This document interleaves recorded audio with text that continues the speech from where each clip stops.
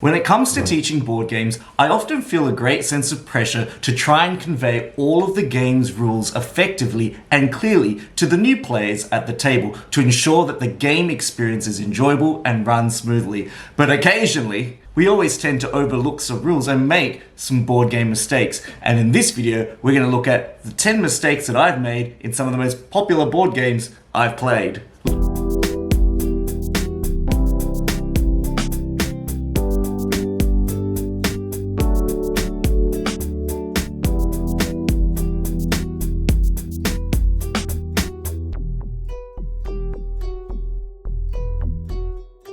Wrapping your head around the rules of a brand new board game can be as onerous as unwrapping a brand new roll of toilet paper. Some games come with not just one rule book, but 2 or maybe 3, and sometimes I even write my own handwritten rules to get my head around the rules from the rule book. Mistakes in games can really change the experience and your opinion about the game itself, especially if you've been playing that rule wrong for a really long time. I've discovered that when you make a mistake, it's often good to just play out that mistake for the rest of that game and then restart the next game with the correction. Often mistakes can really hinder our experiences or sometimes enhance the experience and make the game better. And because most modern board games these days come with rulebooks that are spanning 20 pages long, it's quite easy and innocent to make a couple of rule errors here or there. It's how we overcome those mistakes and get through them, which is really valuable and important. So let my board game embarrassment begin! My first board game blunder comes from an incredibly simple cooperative game that I thought was absolutely super easy to beat. And it wasn't until a recent play that I discovered that I'd been playing one of the rules wrong. And now it makes so much sense to me. Funny that when you play a game correctly. And the game I'm referring to is Forbidden Island. In Forbidden Island, players are trying to find 4 relics and they're trying to escape the island before it sinks into the abyss. The rule that I played incorrectly is that in the island, when a tile is flooded, it flips over to its blue side. And then if that same tile is flooded again, it gets removed from the game. That aspect I'd been playing correctly. The rule that I didn't play correctly was I didn't remove the card that corresponds with it from the deck. Whenever a tile disappears into the abyss, you also need to remove that card as well. It makes sense, doesn't it? I feel so silly because by removing the location card from the deck means that the other locations are going to be drawn far more frequently, making the game so much more challenging. When it comes to introductory gateway modern board games, you'd think that we'd have all of the most common rules covered. However, there was one rule in the game Settlers of Catan that still surprises me to this day, and I think I've been playing it wrong for years and years, and that is in the setup phase, after players have placed their second settlement onto the map before they start the game, players only get the resources that surrounds their second settlement, not for both settlements that they're placed out. And that, to me, just absolutely shocked me. And I still can't believe that that was one rule that was overlooked. When it does make the game feel more restrictive and it does give you that sense of progression that you're expanding your civilization throughout the game. So yes, don't forget that one. When you're teaching one of your favorite board games, you really want to get it right. It's the pitch that's going to really sell the game to whoever you're introducing it to, whether it's the theme or the flavor of the game or how cool the mechanics are going to be. By missing the mark on that pitch is really going to determine whether the other players are going to really get the game or not. And in Wingspan, I made a very big blunder. So embarrassing, I can't believe I'm saying this on camera on my channel. But when I played my first few games of Wingspan, I was so engrossed with how beautiful the game was, with all the different bird card abilities and how they all worked and synergized together, that I overlooked one of the most basic rules in Wingspan. Whenever you play a card into one of the 3 environments, you'll notice at the top that there are little egg symbols. By placing a card in this column, 1 is required to pay 1 egg. By placing a card in this column, 1 is required to pay 2 eggs.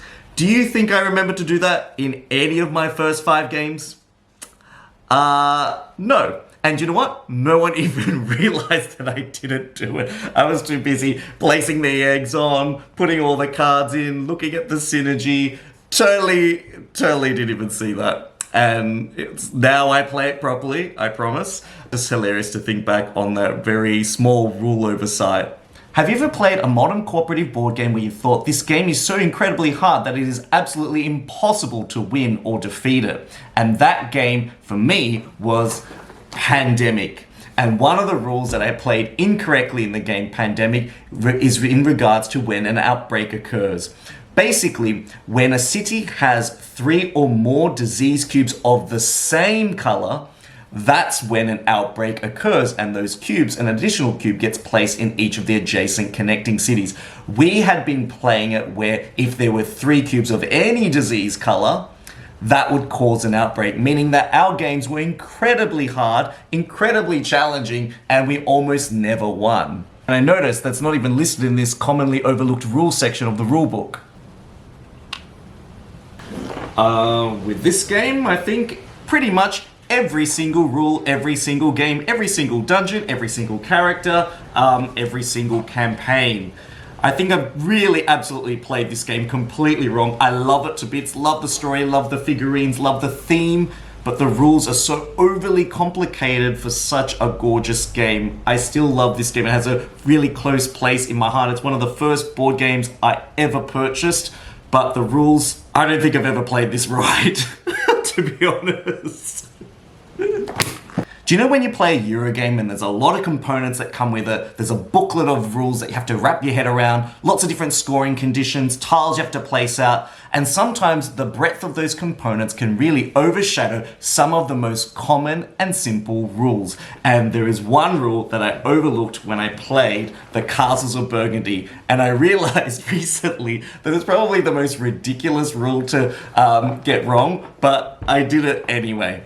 So the rule that I made a mistake with in Castle Burgundy is that whenever you place a ship tile out, you get to move your little marker along the turn order track. And the marker on the turn order track decides who is going to pick first each and every round.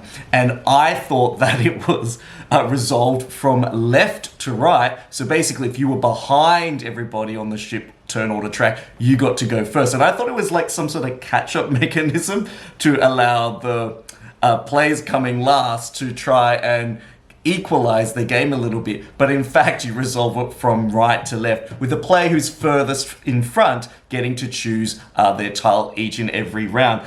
And that, to me, now makes so much thematic sense, because I kind of found it a little bit strange when the people I was playing with didn't ever really move their ship forward. They were just kind of hoping other people would move in front of them. And I don't know, I think it's because when we read things, we often read them from left to right. And so visually, that's probably how I made that mistake. I love board games that are centered around food. It really warms the soul and makes you feel really great inside. And that is until you realize that one of the rules you've been playing all this time has completely changed it for you. The game that I'm referring to is Viticulture Essential Edition. In Viticulture, players play owners of a vineyard as they're trying to harvest and grow grapes on their vines, turn it into wine, and then hopefully fulfill orders to earn the most victory points. The rule that I really stuffed up in this game was relating to harvesting the grapes off your personal player boards from your fields. When you plant a vine in your field, every time I harvested those grapes, I would discard the vine card from my field, meaning that it would get removed from the game.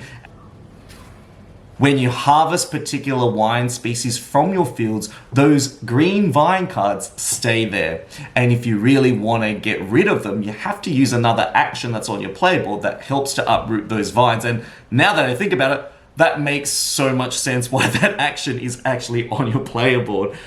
And a lot of these rules that I've messed up feel like they make sense at the time, but then when you think about the mechanics of the game and the actual true nature of how they actually work, it does change the game dynamic heaps. And then this next board game blunder comes from probably one of my top 5 favorite Euro games of all time, and it is Great Western Trail.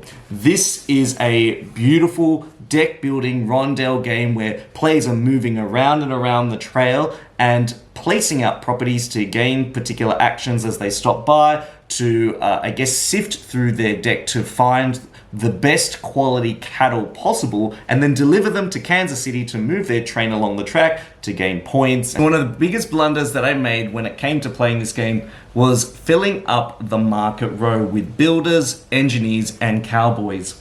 Basically, wherever the market token is on this little vertical track, you fill up that complete row with those new tokens that appear from up above.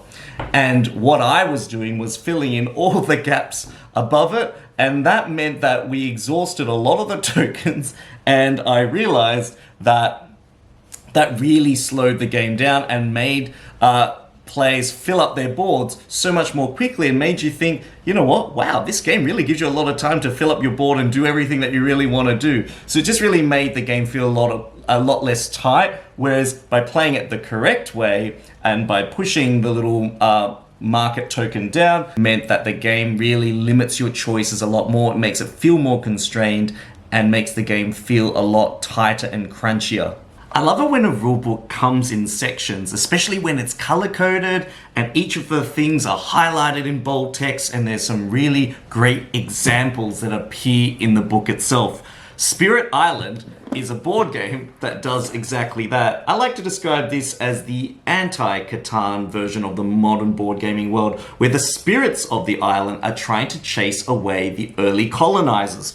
There's one rule that I oversaw, and it all comes down to a conjunction, the word and. And in a book that spans about 32 pages, in fact, it's an easy word to overlook. So much so that now I've actually highlighted it in my version of the rulebook. So every time I play this game, I'll know not to make that mistake again. And it all comes down to the invader actions, where they do damage to the land and the Dahan. Now, I thought that when invaders did damage to the land and the Dahan, I thought they did the damage to the Dahan, and any extra would kind of overflow into the land itself. For some reason, it reminds me of Trample from Magic the Gathering, if you've ever played that game. But in fact, what the intent of the rule is, damage is all done to the land, and separately it's all done to the Dahan. And for some reason, that didn't really come through to me on the first 5 readings of this rulebook. To me, that is a game-changing rule, because whenever you do damage to the land in Spirit Island, you basically add Blight to it, which comes from this Blight pool. And if you add too much of it, it kind of has this cascading effect where all of a sudden the Blight spreads across the land and you lose the game. Spirit Island is a game where it feels like the game gets easier as you become more successful, and I think that little rule mistake and rule oversight on my part meant that the game was always won each and every time. But now that I understand how to play it properly, I think that will be different from here on out. Sometimes there's a game that comes along that you really, really love, but the explanation of how a particular aspect of that game is explained in the rulebook doesn't matter how many times you read it, it still doesn't make any sense. And for me, that game is Inish. And Inish is basically an area control game where players are drafting cards, they're moving clans around the board, building sanctuaries and citadels. They're trying to become chieftains of different territories in order to gain special powers that are related to those territories. Players are drafting action cards which they can use each round to maneuver their clans across the map, either by expanding and exploring or adding more troops and initiating clashes. Now, it is the clash aspect of this game that I still have not been able to comprehend and fully wrap my head around. No matter how many times I've read the rulebook, no matter how many times I've watched a video, I've even written a little card of the steps that come from the rulebook. So basically, when a clash is triggered, any players whose clans are in that clash territory, based on the turn order, move their clan into a citadel to protect one of their clan groups. However, if there's no spaces in the citadels, or if there are no citadels in that territory, then all the exposed clans are engaged in this clash. Then, starting with the instigator, each player with an exposed clan can perform one maneuver, and that is they can attack a player, they can play an Epic Tales card, which are these beautifully illustrated unique cards that come with the game, or they can withdraw and by moving at least one of their troops into a neighboring territory where they are chieftain at. Now, as you can see from that little step-by-step overview, there's already so much going on. I think the bit that really confuses me is that when you attack a player, the attack actually resolves. And if the player that's being attacked decides to withdraw, they have to wait for the attack to resolve before they withdraw. And if a player is attacked, they either have to lose one of their clans or they have to lose a green action card that they've drafted from the round from their hand, meaning that the rest of the round they're going to be faced with limited options to be able to maneuver and change the board game state. This, to this day, still is probably one of the deterring factors that prevents me from engaging in this game fully. So if anyone out there has a useful way of explaining this to me in a very simple way, I would greatly appreciate it if you write it in the comment section below. Please do that now. So I think I've probably aired enough board game rule mistake content enough for a while now, and I'm sure I'll probably have a whole list of other board game rule mistakes I've made in all my other board games that I could include in a future video. Thank you once again for making it so far into this video, and if you really like this video, please don't forget to give me a like and consider subscribing to my channel for more amazing cool board game reviews and content like this one. I really appreciate your support. If you really want to go one step further, please consider heading over to my Patreon page and checking out the cool, awesome behind the scenes content over there. Otherwise, if you have some board game mistakes that you have made in your board gaming group or that you've taught to players incorrectly, I'd love to hear them in the comments section below. So please feel free to share them and write your stories. I would love to read them. Otherwise, this is Danny from Down Under saying good day and signing out, hoping that your next board game experience is an amazing one. Goodbye.